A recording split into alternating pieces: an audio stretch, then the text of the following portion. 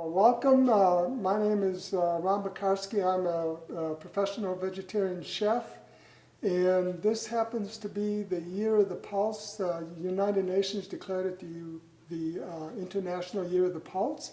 So I'm going to be doing some vegetarian dishes today, specifically with Eco-Cuisine's ground beef mix. And we have here 6.5 ounces of ground beef. This is a dry mix that Eco-Cuisine sells through food service distributors and online. To that I'm adding 2 ounces of a chicken quick mix to give it a little more bind. So I'm going to mix these two together. And to these I'm going to add 1.5 cups of water and 3 tablespoons of oil.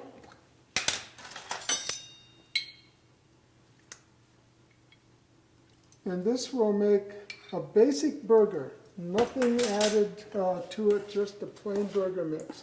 Now these burgers are as easy to make as you can see right here. Just put it in a bowl and mix it. You do not need to have a mixer or any specialized equipment.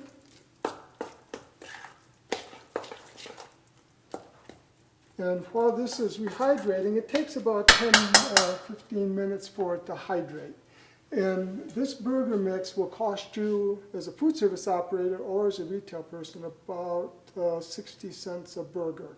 And the average burger, as you know, is probably running about $1.20 a burger.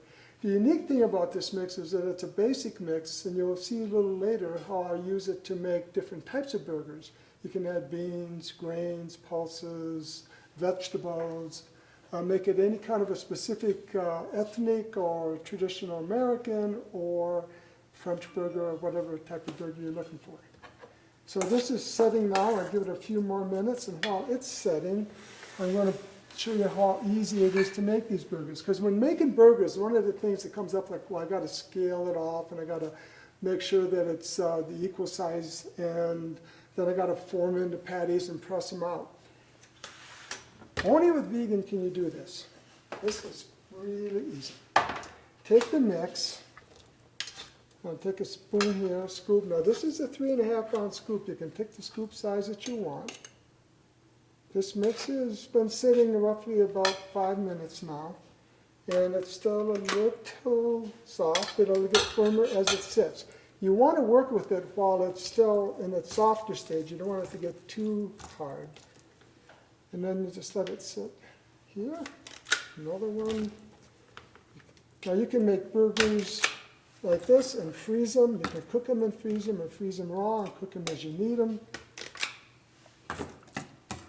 Now this is going to make roughly about 5 burgers that are about 3.5 ounces each.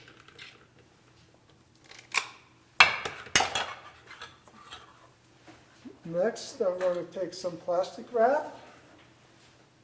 I'm going to flip this over here. Put plastic wrap on it.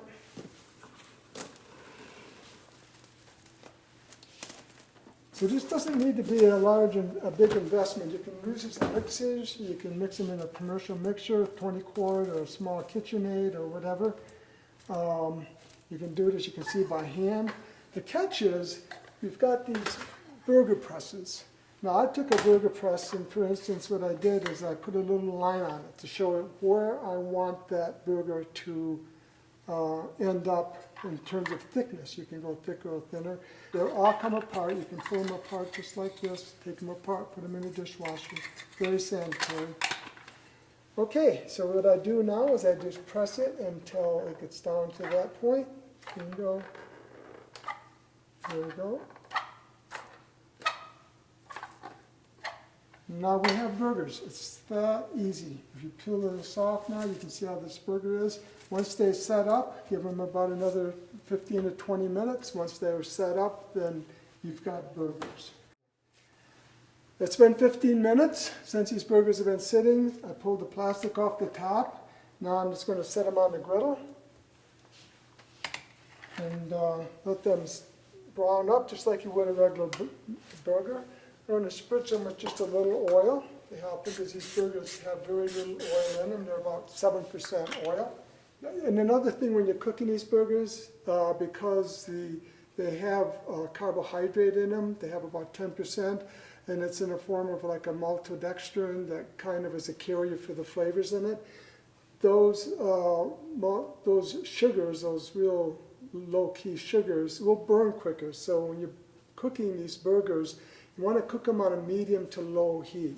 If you do a high heat, you can do that just to caramelize them if you want to finish them off in a steamer, or if you want to put them to a grill, or just to kind of give them a little brown color and finish them off in a slow heat or in the oven or in a convection steamer or whatever, it works.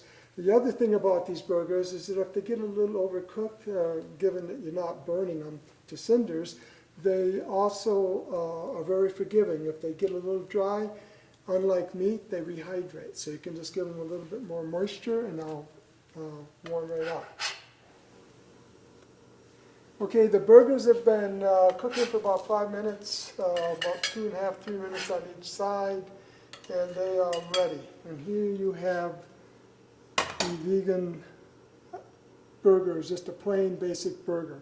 Now this burger, I'm going to make another one now, which is going to be a pulse Salisbury burger. It's going to have Colorado yellow beans and sauteed mushrooms and onions and garlic and black pepper, just to show you another version of it. And this version that I'm going to show you, I will do it as a steak and as a burger to show you the diversity of this mix.